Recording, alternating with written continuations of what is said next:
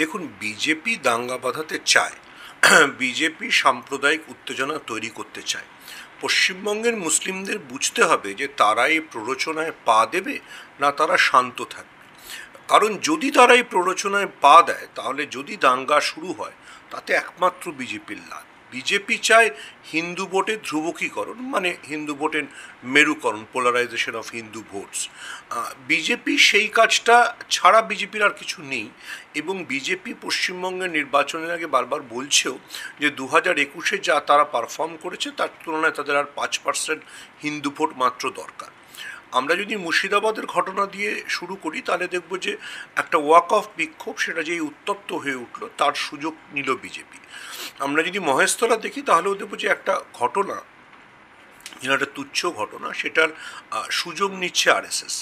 আমাদের এটা বুঝতে হবে যে বিজেপি যে কোনো মূল্যে পশ্চিমবঙ্গে দাঙ্গা বাঁধাতে চায়, গোটা ভারতবর্ষে বাঁধাতে চায়। সেই আগুনে কতটা মুসলমান সমাজ পা দেবে বা কতটা প্ররোচিত হবে সেটা মুসলমান সমাজকে ঠিক করতে হবে। যদি মুসলিমরা বিজেপির এই প্রভোকেশন বা আরএসএসের এই প্রভোকেশনে পা দেয়, কারণ এটি আরএসএসের ট্রেন্ড, আরএসএসের পলিটিক্সের একটা ট্রেন্ড আছে, তো সে 1946 থেকেই সেটাই ট্রেন্ড, তাহলেই কিন্তু বিজেপির সুবিধে। কারণ বিজেপির কাছে একমাত্র উদ্দেশ্য, again I go back to my old point, যে বিজেপি দাঙ্গা ছাড়া নির্বাচন জেতে না। ফলে দাঙ্গা হলে বিজেপির জন্য হিন্দু ভোট মেরুকরণ করা সুবিধাজনক। মুসলমানরা সেই প্ররোচনায় পা দেবেন কিনা, মুর্শিদাবাদের ক্ষেত্রে আমরা দেখেছি দুঃখজনক দাঙ্গা হয়েছিল, মহেশতলায় সাম্প্রদায়িক সংঘর্ষ হয়েছে। এটা মুসলমানদের সিদ্ধান্ত নিতে হবে যে তারা বিজেপির এই প্ররোচনায় পা দেবেন কি দেবেন না। দেখুন, বিজেপির রাজনীতিতে তো দাঙ্গা ছাড়া কিছু নেই। বিজেপির ভারতবর্ষে প্রায় 11 বছরের শাসন হয়ে গেল। সুকান্ত মজুমদার প্রায় 6 বছর ধরে সাংসদ, দ্বিতীয় দফা 1 বছর কেন্দ্রীয় মন্ত্রী।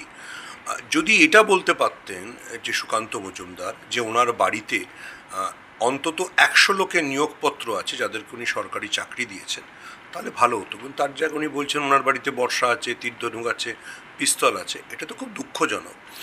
শুভেন্দু অধিকারী বা সুকান্ত মজুমদার এদের রাজনীতিতে এই বাড়িতে অস্ত্র রাখো, দাঙ্গা করো, এর বাইরে খুব একটা কোনো কথোপকথন নেই, বা এর বাইরে এদের কোনো রাজনৈতিক এজেন্ডা নেই। সুকান্ত মজুমদার শুভেন্দু অধিকারী হয়ে উঠতে চাইছেন, আর শুভেন্দু অধিকারী আবার দিলীপ ঘোষ হয়ে উঠতে চাইছেন, কিন্তু দিলীপ ঘোষ হয়ে গেছেন আবার দীঘার জগন্নাথ মন্দিরের অনুগামী। ফলে বিজেপির এই যে মানে ত্রিধারায় বিভক্ত বিজেপি, তাদের নিয়ে খুব সমস্যা, এবং তারা নিত্য নতুন দাঙ্গা বাঁধানোর অথবা হিন্দু মুসলিম মানে সংঘাত বাঁধানোর এর বাইরে এদের কাছে খুব একটা কিছু বক্তব্য নেই।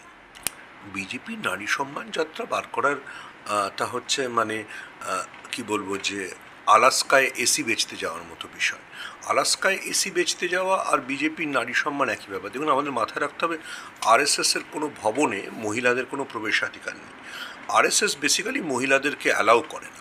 একটা বাইরে একটা পরবর্তীকালে একটা অর্গানাইজেশন তৈরি করেছে মহিলাদের জন্য, রানী ঝাঁসি বাহিনী, কিন্তু আরএসএস মহিলাদের কোনো সম্মান দেয় না।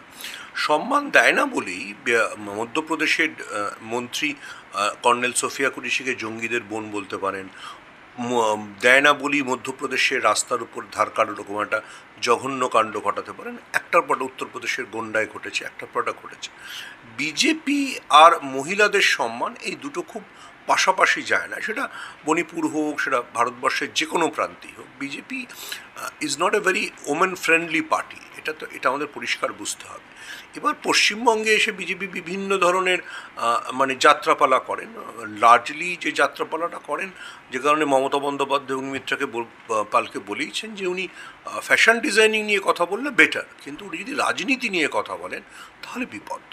এনআর মার্বেল হাউস জগৎবল্লভপুরের ইচ্ছানগরী এলাকায় রয়েছে এলাকার সবথেকে বড় মার্বেল টাইলস গ্রানাইটের শোরুম। আমাদের কাছে জনসন, কাজারিয়া সহ বিভিন্ন নামি দামি কোম্পানির মার্বেল গ্রানাইট টাইলস সুলভ মূল্যে পেয়ে যাবেন। এছাড়াও আমাদের সাথে রয়েছে রহমান পেইন্টস এবং রামিজ ইলেকট্রিকের যাবতীয় সামগ্রী পেয়ে যাবেন আমাদের কাছে। আপনার বাড়িকে সুন্দর করে সাজাতে চাইলে যোগাযোগ করুন আমাদের সঙ্গে।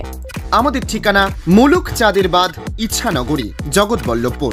কল করুন 6005419395 অথবা 9419905889 নম্বরে।